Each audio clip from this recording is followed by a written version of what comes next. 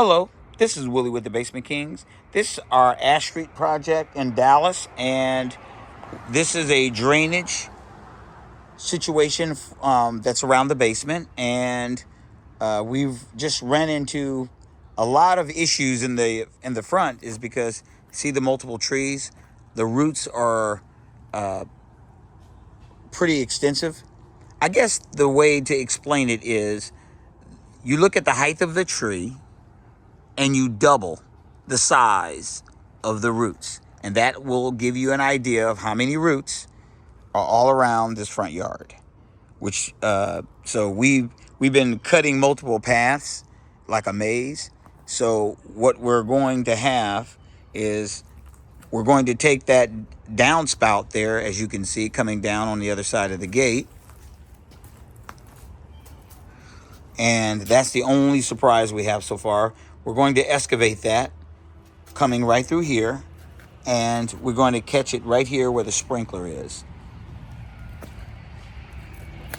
And right where the sprinkler is, we've already excavated and found the root of where the old pipe was, and you can see it is full. So we're going to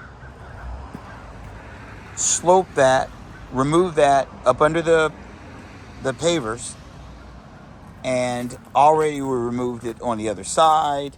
So, and we've already cut all the minor roots going all the way out to the curve. And we've already excavated up under that paver, so we can see that paver is about 10 inches. And then we'll make it to the walkway, which is a solid beam.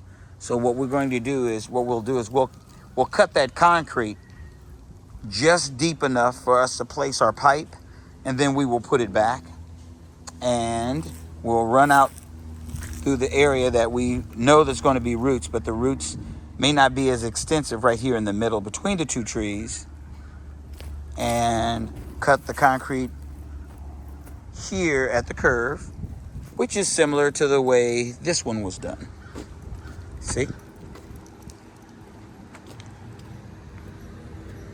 Put the metal and then coat it back so it'll automatically come all the way out to the street. And because we will not be able to utilize the hole that's here, is because as you see it's full of dirt and debris. But right there in front of the tree, the roots are all the way out in front. So now we know why that's clogged. It's clogged is because that tree and its roots have totally taken over everything on this side, because that is where our line was originally. See it? It took over a day and a half to get that out, and we found that this area here is totally blocked 100%.